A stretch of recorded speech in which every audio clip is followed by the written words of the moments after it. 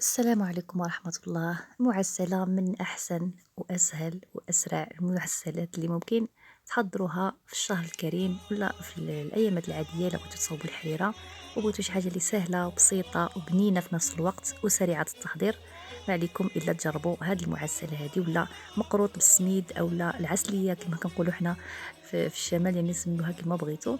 أهم حاجة أنها كتجي صراحة بنينة وسهلة التحضير بمقادير اللي في متناول الجميع. أتمنى إن شاء الله تجربوها وتنال الإعجاب ديالكم.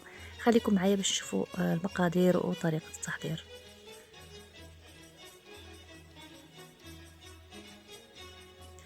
في المقادير غادي نحتاج هنايا، انا عملت هنا غير نص المقادير، يعني غير 250 غرام ديال السميده رقيقه، هذه اللي كنعملو في الحرشه.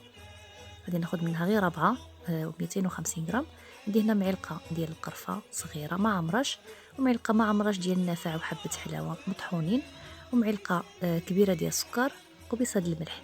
هنا عندي نص كاس مخلط بين الزبده دايبه والزيت الروميه، وعندي هنايا نص كاس ديال الدقيق، وعندي كاس لاروب ديال الماء مخلط معاه 2 معلقات ديال المزهر. انا عندي كنخدم بالروح ديال الزهر كنخلطو مع الماء كيكون شويه كونسونطري. نتوما الا عندكم هذاك المزهر العادي فانتوما غادي تعملوا نص كميه ديال الزهر وغتكملوا بالماء، يعني كاس لاروب مخلط بين الزهر بين المزهر وبين الماء.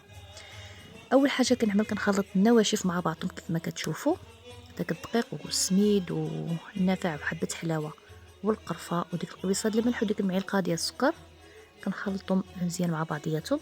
بعد كنزيدو الزبده. انا هنا الزبده استعملوا سمحوا لي اي نوعيه ديال الزبده بغيتو. انا هنا عملت ليليا، ممكن تعملوا اي زبده يعني عندكم متوفره، البواطه ولا زبده العبار ولا مارغرين، اي زبده عندكم استخدموها ما كاين حتى شي مشكل. هنا عملت كما كتلاحظوا نص كاس، يعني مخلط، يعني 4 كاس زبده و4 كاس ديال الزيت. كنبسو مزيان هذيك السميده ديالنا مع بهذيك الزبده والزيت اللي عملنا. المهم البنات، كنتو غادي تضاعفوا المقادير، غتعملوا نص كيلو ديال السميده، فانتم غادي تضاعفوا المقادير ديال هاد المكونات كاملين اللي عملت. صافي ملي كنخلطها مزيان صافي كنجيب الماء، كنبقى كنجمع بهذاك الماء.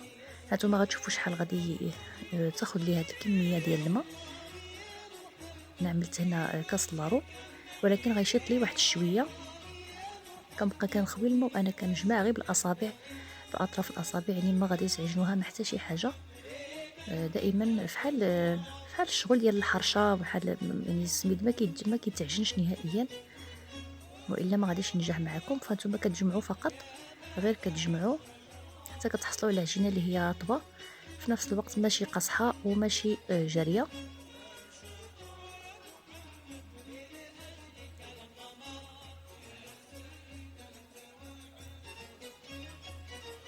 لاحظتوا كنجمع غير باطراف الاصابع فقط، وما ندلكها ما حتى شي حاجه، يعني نحس بها الجمعات. صافي كنحاول نكورها باش نتحصل على عجينه وحده متماسكه.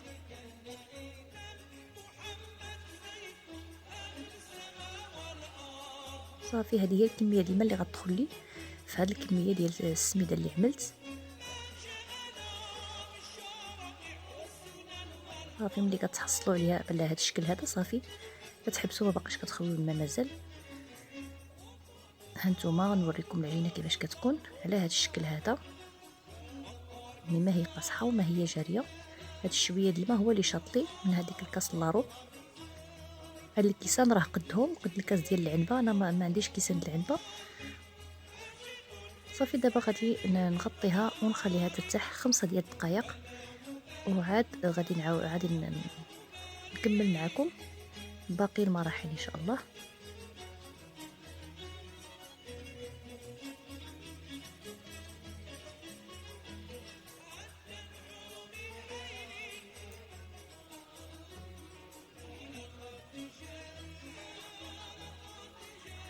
هنا خديت السلوفان فرشته على البوطاجي غير باش تسهل عليا شويه تسهل عليا الخدمه. وكناخد كندير بحال الحريبه بحال هكا وكنحاول نقادو بهداك السلوفان باش غير كنعاون راسي وصافي. ما هي ما كتلصق ما حتى شي حاجه صراحه. عجينه خدموا بها كما بغيتو، زوينه الصراحه، ما كتلصق ما حتى شي حاجه. غير باش تجيني انا مقاده من الجناب كنحاول نقادها وكناخذ هذا اللي كنليسي به كنليسيو به، ولا خذوا غير الظهر ديال السكين ولا اي حاجه وديروا بحال العلامات هكذا، غير الشكل وصافي. كنقادو هذاك الشكل وكنبقاو كنقطعوهم هكذايا على شكل معينات. نتوما لكم الاختيار، ممكن ديروهم هكذا، ممكن ديروهم على الطول بحال اللي غادي نعمل معكم دابا. لكم يعني نتوما لكم الاختيار، ديروهم بالشكل اللي بغيتو.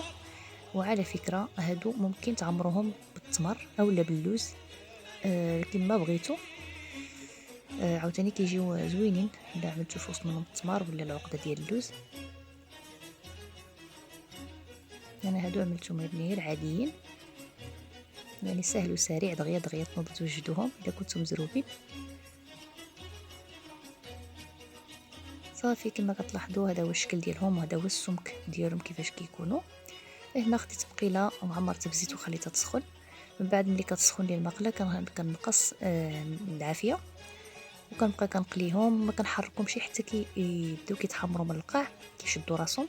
عاد كنقلبهم باش ما يتفتتوش، واخا هما صراحه ما كيتفتتوا ما والو، ولكن كاحتياط وصافي. دائما السميد ما معاه شي كما كنقولوا معاه شي اللعب، السميد يقدر يتفتت ولا شي حاجه.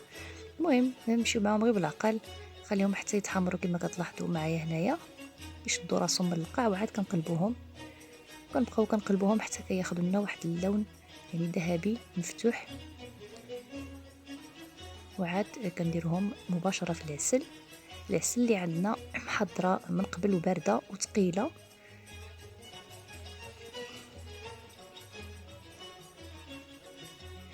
سبق وشاركت معكم طريقه العسل، غادي نخليها لكم في صندوق الوصف اللي بغات تدخل تشوف الطريقه ديال العسل.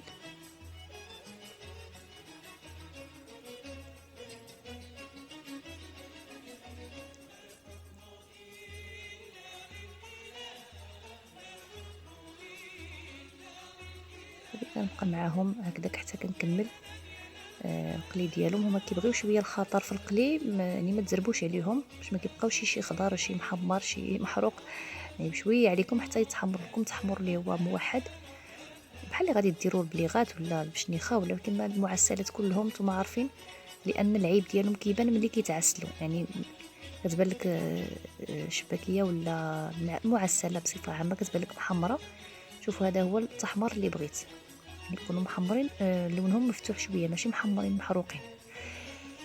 كما قلت لكم العيب ديالهم كيبانوا ملي كيتعسلوا، يعني ملي كتعسل المعسله عاد كتبان لك واحد البلاصه خضره شويه بيضاء، واحد البلاصه محمره بزاف، واحد البلاصه يعني كيكون صافي فات الفوت، يعني تعسلوا عاد كيبان فيهم هذاك الديفو. فمن الاحسن دائما نقصوا العافيه بشويه علينا وحنا كنقلبوا فيهم حتى كيتحمروا لنا، يعني تحمر اللي هو موحد. انا اللي بانوا لي تحمروا فكنحيدهم وكنحطهم في العسل اللي هي ثقيله.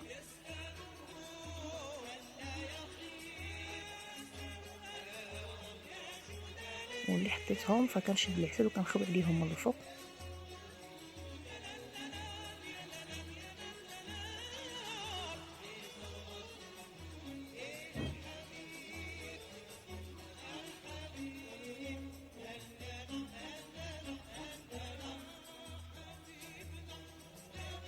راه البنات راهم ما كيشربوش الزيت، ما كيشربوش الزيت نهائيا البنات هادو نهائيا، يعني ما تخافوش منهم. كيشربوا لنا في نفس الوقت العسل اللي كنحطوهم في العسل، فهما كيشربوا العسل لداخل. فاش ملي كتحلوهم ملي كتعضوا هكا كتلقاو في وسط منهم يعني معسلين من الداخل، كيجيو صراحه رائعين وساهلين كما لاحظتوا معايا، يعني ماشي شي حاجه اللي هي صعيبه. وانا درت غير يعني نص المقادير، ممكن تضاعفوا المقادير الا بغيتوا كميه اكبر. نتمنى الفيديو ديما يكون نال الاعجاب ديالكم، وتلقى معكم فيديو اخر، والسلام عليكم.